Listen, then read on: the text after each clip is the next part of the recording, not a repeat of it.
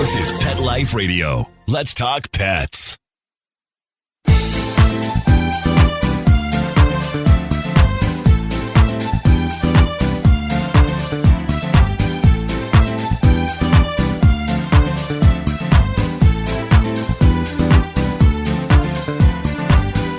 Hey, all my cat-loving friends. Welcome back to 19 Cats and Counting. We have to take a break for our sponsor, but as soon as we get back, we have Cindy Longpace with us. Cindy started the Sunshine Fund after her kitty Sunshine. When I heard the story, I cried, so you might want to grab a box of tissues, and we will be right back. Take a bite out of your competition.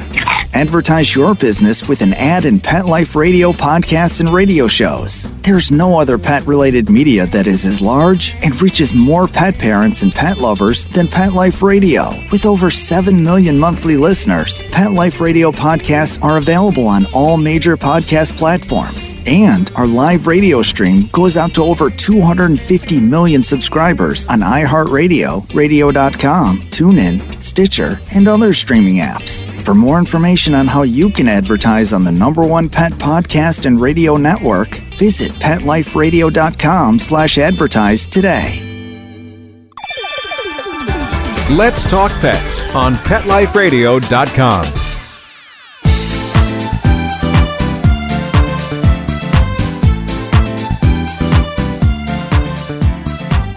Hey, welcome back. We're at 19 Cats and Counting. Do we have our host with us, Rita? I'm here as usual, and I'm not catless this time. I have Boo Boo over there. Oh. He's staring at Boo something. was a naughty boy. We'll have to keep an eye on him. He's a naughty boy, for sure. He's the brat cat of the bunch. Mm-hmm.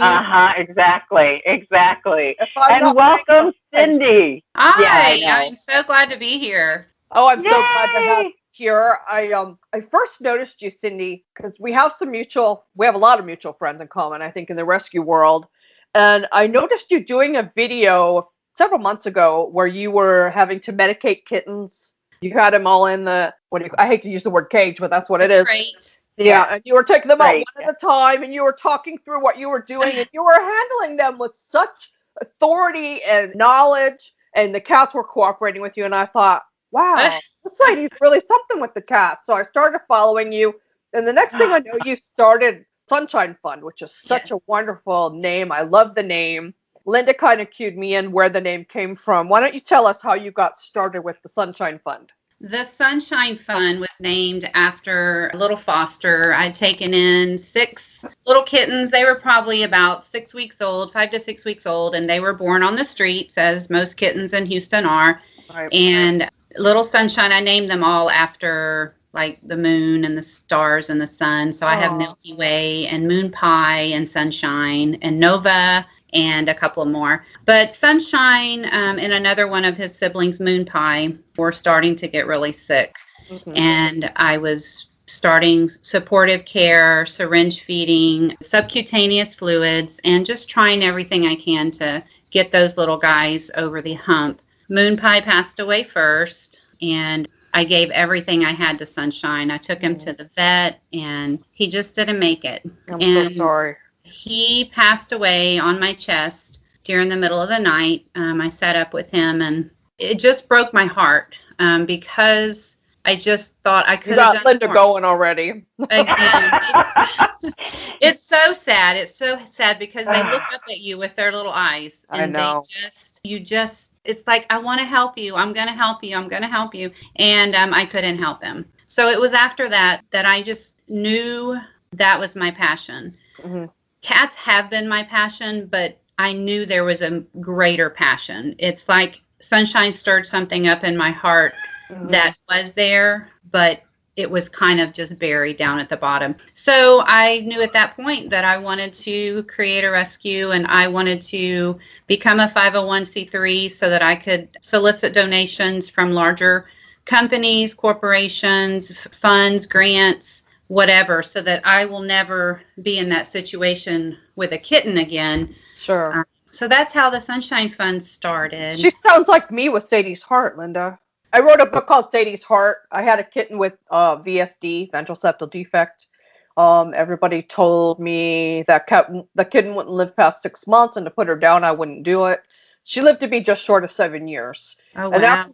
after she passed away, it was like I was sick in bed crying for a week. I had other cats, but on that 7th day, something inside me, like with you, said, you have to make something positive out of this. So that's when I started rescue volunteering, and the rest is history. Now I have 20 cats. I already had started Just for Cats Pet Sitting, which this year we merged with Meowtel. I ran that for 17 years. So I already was working with cats. I already had my feet in that, but the rescue part, and Linda and I talk often about we want to start a 501c3 outreach for spay-neuter.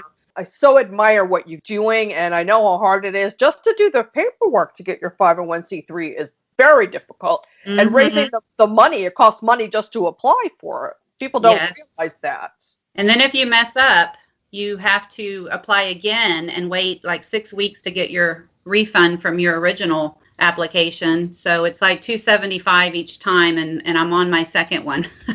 Well, we'll be on our second one. We messed up. I actually hired somebody who came highly recommended to write our 501c3 paperwork. Well, long story short, $450 later, we still didn't have anything. Yeah. So, yeah. But anyway, let's focus on the positive side. Yes. So I think you mentioned Milky Way. You still have Milky Way because I see you talk about him. I do. I have little Milky Way. Milky Way was one of Sunshine's siblings, and at 3 months old, she started having seizures. And I have never seen seizures in an animal. So as you can imagine, it was a little bit alarming for me. Sure, yeah. So I immediately took her to the vet, and they referred me to a neurologist because everything about her was fine. She was normal. All of her exams that the vet could do there was normal. So I took her to A&M, and they did the CAT scan. They did several tests and basically didn't find anything. So she has seizures with unknown cause. So they started her on Keppra, common seizure medication, and she was on Keppra probably about 2.5 months, and I have slowly just weaned her off. So she is no longer on any medication. Oh, awesome. She is a remarkable little girl. Our family just loves her to death. She is perfectly normal in a cat sense, but she has physical. Perfect. You look at her and her little head wobbles like a bobblehead, and then her little rear end swings like a slinky. So she's a keeper. You're keeping her, I imagine. I think it's going to happen. So, yeah. With those ones that need extra care, especially my mom runs the Humane Society of Lancaster, South Carolina. So I've seen her keep dogs. She's a dog person. That they could go to somebody, but they're special needs. So she doesn't want to let them go. It's hard. And I can understand that. It's hard because you think no one's going to take care of them like I will. Right. No one's going to love them like I will. Can you tell us what Milky Way seizures look like? Because after I spoke to you, I was talking to Rita, and I told her, a lot of people have not seen seizures and don't know what it looks like. Right. And they can look very different. My daughter had a cat that would have seizures, but it was like weird sneezing fits that just went on and on and on and on and on and on. And we're like, cat has allergies. I don't know what's wrong with this cat. So what did Milky Ways look like? The very first one she had, I had picked her up from on top of a cage that was in her room, and I put her inside the cage. And as soon as I did, she started going in circles. She was just running in circles, like something was chasing her. And I watched her, and I thought, what is wrong with you? And so I went to her and just picked her up and held her tight and said, it's okay, it's okay, it's okay. Her eyes were really dilated, and she just looked like she was scared to death. And so I thought, well, that was really weird. And then I had her downstairs about a week later, and she did it again. She's running in circles. And as these seizures progressed, they would last longer. She would lose her bowels and foaming at the mouth. So they started getting a lot worse before they got better. Scary, just so hard. That's hard. What I was thinking. Scary, because you don't really know what's happening. Well, the second time you probably knew what was happening, but it sounds like you're presented a lot more severely. They did. They got pretty severe, and I even told the vet at A&M when we took her, I said, I need to know now if she's suffering.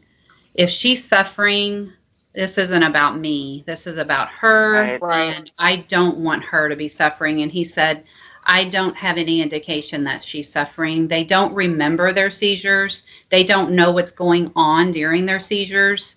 And as long as she's eating, drinking, playing, then, you know, she's a happy little cat, and just give her time. And he felt like she would grow out of it, which she did. Who is that you're playing with right now? Which one? Probably Wes. I thought that was the one cat. Oh, look. Oh. This is Marsha. Cute. Marsha is so sweet. She's just sitting in my lap. West is the one that's climbing all over the place. And then I've got one chewing on my toes. Awesome. Yes, we know about those toe nibblers. But I love what you do because, you know, we all want to take in all the cats. But then it's like vetting and yada, yada, yada. And the cat that was over my shoulder for a while there, Kismet, he was rescued in a feral colony and obviously was not feral because he's the biggest lover on the planet. Right. And so, you know, the woman takes him and instead of him freaking out, he's like purring and going, I'm in love with you. So she knew he was not feral, but she got him cleaned up and he was FIV positive. Oh. And, you know, I mean, the cat was underweight, had all kinds of battle scars, was FIV positive, had fleas, had, you know, ear mites. I mean, if you could have it, the cat had it. Well, fortunately, through her organization, she was able to get him, you know, up to par. And then she had problems getting people to adopt him because he's FIV positive. But there is a little bit of an ongoing, they tend to have teeth problems. And I think Kismet has like 4 teeth left. I'm not sure. He's had to have a lot of extractions.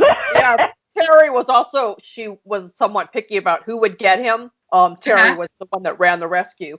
And I knew Terry. And I couldn't take in another cat because I was full. So I showed his picture to Linda and I said, I have a cat for you, Linda. So Linda's in Ohio. I'm in South Carolina now. So she came down here to get him. And, you know, how far a drive is that? I could actually know, if you remember, that's why I named him Kismet, because I fought her. And then I said, fine, but I don't have a trip upcoming. So if you can get him to me in Ohio, have at it.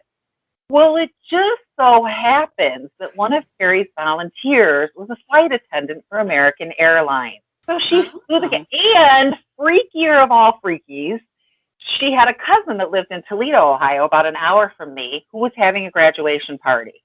So she flew in with him, and I'm like, yeah, okay, this was meant to be my cat. Yeah, because what you wish for.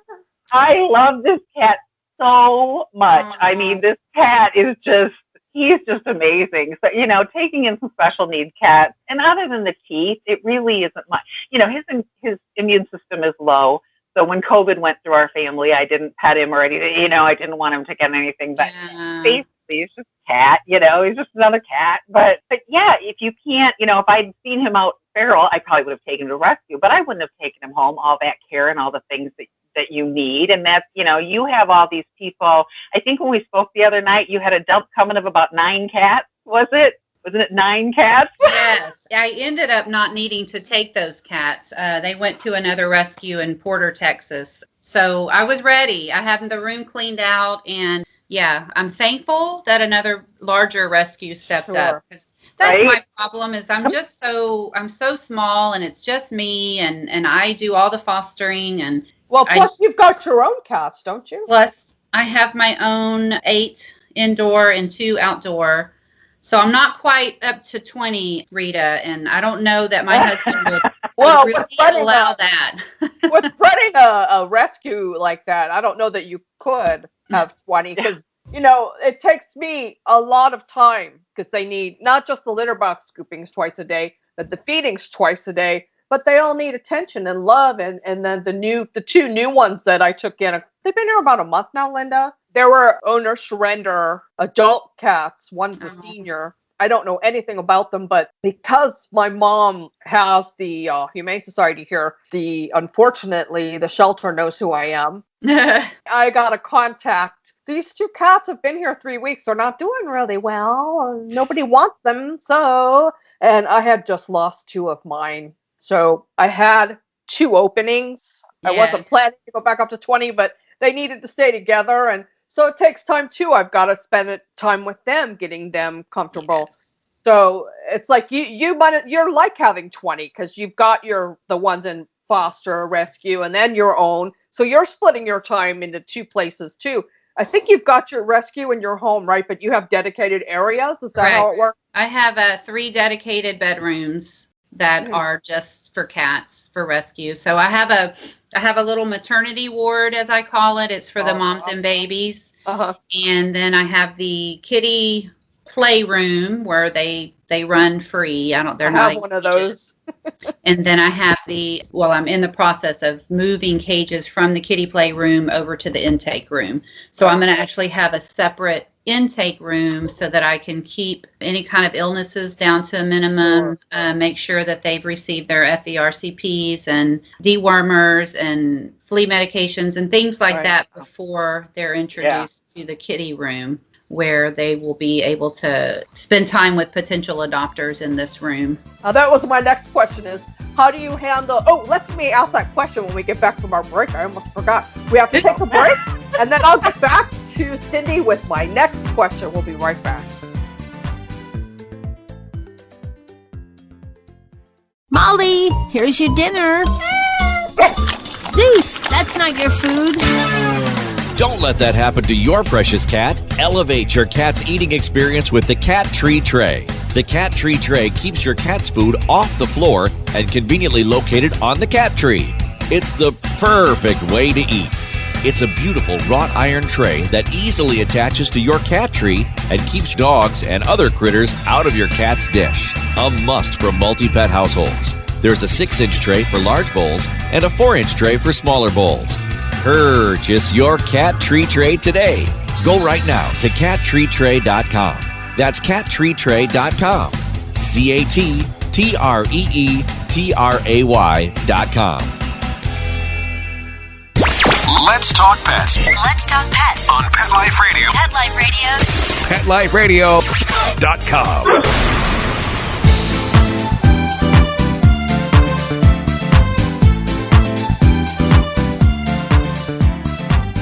We are back to 19 Cats and Counting, and I was just about to ask Cindy how she handles potential adopters coming to visit the kitties. Well, I do it in my home, and so I tell people, you're welcome to come to my home. I wear a mask. You can wear a mask. I do have an adoption application. Ideally, it should be completed before the meet and greet, but I don't always do that. I like to think the best of people, and that people that are taking the time to come to my home are, pretty serious about taking care of a kitten. So they just come up to the kitten room, and if they want to take a look at the moms and babies, they can, stop off in there first. Most of the babies end up being pre-adopted pretty quick. Sure. Yeah, everybody wants kittens. Everybody wants kittens. And the kittens in this room are typically 4 months up to, I think my oldest is 8 or 9 months old. Oh, that's not bad. So you stick with kittens mostly. I would like to stick with kittens, but sometimes they just don't get adopted, and then they become 4 months old. And but the itty bitties. That's still a kitten. The itty bitties definitely work well. The only problem with the itty bitties is you have to do the foster to adopt, and that's mostly because by the time a small rescue like myself can get them vetted, a vet normally will make you wait till they're 3 pounds or 3 months. Well, by the time they're 3 months, they're not the little 8 to 10 week old kitten that everybody wants. And so with this last group, I thought, you know what, I'm going to do the foster to adopt. And when it's time, when the kitty gets 3 to 4 months old, they can bring it back to me. I'll get him or her fixed, and then they can take it back. So I've even had a couple of people say, you know what, I'll just take care of it myself, which is great. I can follow up. It saves the rescue money. So that's a win-win. That's awesome. I think that's great because people want that time with them when they're little like that. They do. That bonding time, like if you don't start handling, socializing them by the time they're 12 weeks, which I know you do, anyway, you are handling them, but it's really hard to socialize a kitten after they're 12 weeks old. It's not impossible, but they really need that handling. And if they can have that from their potential new adopter at that age, that's perfect. Yeah, so it works out. How many not officially your kitties do you have in your house right now?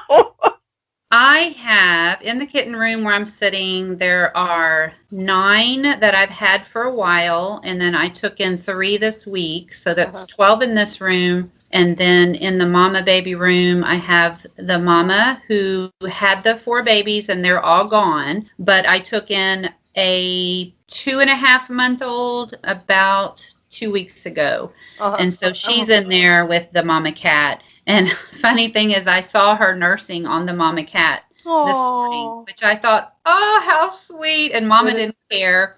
So mama cat's taking care of another baby. Nice. But I'm waiting for that little one to become stronger. She's not a real active kitten. She's not sickly, but she's just a real quiet, doesn't get too rowdy type of kitten. And I don't want to send her off here. She's got no other kitten sibling. But she's too little to be in the kitten room. Sure. And so I'm just waiting for her to pick up her appetite. And she's barely over 2 pounds. Oh. So, but of course, she came from the streets as well. And when they're born to feral moms, a lot of times the moms don't have the good nutrition to pass on to the babies. And the babies tend to be smaller.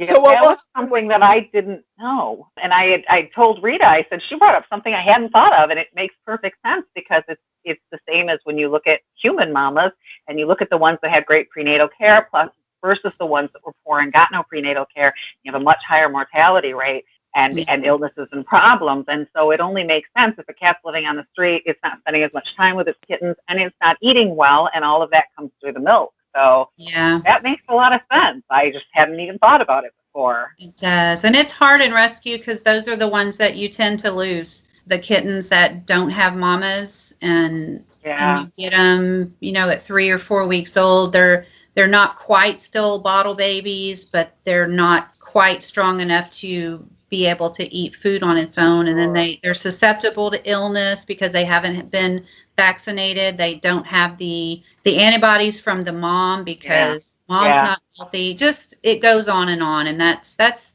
probably the hardest thing in Houston is just the number of babies that are born outside and don't make it because of weather or animals or people. People do such cruel things to I know they do. It makes me sick. It breaks my heart. And so I just wish that I could get every little kitten and cat off the streets of Houston. I know. Because it's just not a safe place. There's a big problem here, too. I live 30 miles south of Charlotte, North Carolina. And there's a lady here just north of Charlotte, Susan Cooksey Spalding. She's with the National Kitten Coalition. And they teach people how to bottle feed because there's such a need for it. It's not a skill set I have. I don't think I want to learn because it would just tear out my heart to bottle feed these little babies and have them not make it. I give you a lot of credit. I mean, it takes somebody really strong and who really has a calling to do that, to take that challenge on. Yeah. Well, believe it or not, my very first bottle baby was this past April. And it was a little kitten that came to me, found on the sidewalk here in my neighborhood at about 3 days old. And she weighed 3 ounces. And I named her Chickadee. Oh my gosh! I've seen her on your Facebook. That's my Chickadee. Yes. So she was such a sick little baby, and she had a bacterial infection and sores on her little body. And anyway, I was up with that little kitten every 2 hours feeding her, and I was tube feeding her at certain points. I learned to do that. She had constipation. I had to take her to the vet to do an enema. I mean, it was nonstop something with that little kitten. And now, of course, she's still with me. How do you that? I mean, really, how do you can't. You can't. I mean, you can. Ask the kitten lady. She can. But goodbye is the goal. And I learned that from Hannah Shaw. Goodbye is the goal. And it is. It truly is. But sometimes they just really attach themselves to your heart. And you just can't let them go. We had Hannah Shaw a couple months ago, wasn't it? Hannah was on the podcast. I asked her that question. How do you part with them? She said, no problem. Bye. Because I'm waiting for the next one to come in. So, she's got a good handle on that. But I know it would kill me. My motto is if they cross my threshold, they don't leave. Because I have taken in little tiny kittens. I have. Let's see, 1, 2, at least 4 of my kittens came to me at the age of 3 to 4 weeks old. But I like to take the older cats that, they go in the shelter. A lot of them are owner surrender or they're strays on the street. Nobody wants them. So I tend to take them on, and once they cross my threshold, I don't want to put them back going through another, let's get acclimated to another new home once they get comfortable here. So, and my cats have been through so many integrations. I was just talking to Dr. Sally Foote, and I told her my cats they're like, oh, there's another cat. Okay, see ya. They don't care anymore. They're so used to it. Well, and with getting seniors, you had that one little kitten that wasn't well and passed fairly quickly. And then Max was about a month? Max was about a month, and he knew he was old and frail. I named no more cats Max because I've had 3 cats named Max. One when I was a lot younger, and he slipped my screened-in porch and ran away. Oh, Never no. found him. Then the next Max was the one that had the problem with the brains, the infection of the toxoplasmosis of the brainstem. Oh. And I had to let him go. And then Maxwell, the senior cat, that was a few months ago, and they found him on the street. Somebody somebody died, and the family didn't want the cat, shoved him out on the street. Well, he was here with me for about a month before he passed away. So he had a good, happy month with me, but I can't name any more cats named Max. Carrying bad juju, huh? Yeah. No, it does has bad juju. But after he passed, that's when they called me about these 2, Missy and Scooter. So while I would love to take in kittens, there's so many of you focus on kittens. I love that. I want to keep my focus on senior, older cats, and the 501c3, Linda, and I want to start spay-neuter outreach, which sounds like Houston needs. Yeah. Everybody needs. Every city needs. Everybody, yeah. Well, and in Houston too, it's something that I've always been a northern girl, although I'm dying to move to South Carolina. This was my goal in life. But I grew up in Michigan, and when I was 21, I moved to Ohio. So we have kitten season in the spring. Up but north, some places like Houston, there's no season. It's kitten year, right? LA is the same way, and down here we have a little break, but there's not that much winter down here either. So kitten season all year long. Yeah. It's, Houston, I very rarely dabble in the dog world, but the dogs running around the streets of Houston are just as bad. Really? It's horrible. Horrible. I lived in Houston for a summer, but I was 16, so that's a long time ago. You wouldn't have paid attention to the amount of strays that we have here. But as pet owners, there's just not a lot of affordable options to have your animals spayed and neutered. They do offer them, but there's not enough. There's not enough. I called a vet to get Milky Way a quote on getting her spayed and neutered or spayed because I didn't want to take her to Texas Litter Control where I was doing my spays and neuters. And she said, it'll be between $400 and $500. As a pet owner, who can afford that? Well, as an average pet owner. And so, no, they're not going to get their animals spayed and neutered because no one can afford it. And anyway, that's my soapbox, is that there's not enough programs to make it affordable for the average person to and take care of. And even right now, the shelters, if you find an animal on the streets, you want to take it to the county shelter, they'll turn you away and say, you got to hold it for 2 weeks. Well, who can hold strays? I mean, not everyone can hold strays. And so what do people do? They turn their eye. They just look the other way because the resources are not available to help us help them. That's awful. Yeah. And some time ago, my son had a paper route, and he's an animal lover, especially cats. And he kept sending me these pictures of these cats he'd run across on his, and nobody said you look skinny and blah, blah, blah. And I kept saying, Cameron, we can't take a stray in. We've got all these cats. I think I had 7 or 8 at the time. We're at 11 now because of Nikki. But, it's like, I can't just bring this cat in that may have heaven only knows what and put it with my cat. And all the rooms in this house are full. So, this is just not an option. And your shelter's not taking cats anymore, right, Linda? Officially, they're not. They have taken some in that have been dumped on them just because they won't turn them away, which I'm thankful for. But, our shelter officially, according to the board, went no cats. Well, back to the cost of spay neuter. When I lived in Los Angeles for 10 years, I lived there during a time when they finally passed the law that all pets that were available for adoption or sale had to be spayed or neutered. So right away, the vets went from $79 for a spay to $300 for a spay, except my vet. My vet stayed. The spays were $79, the neuters were $49 for cats. He stayed, and here I have a good deal too in South Carolina. My vet here, he's come way down on his price. I think it cost me $79 to have the last two. Versus $400 Cindy's paying. I mean,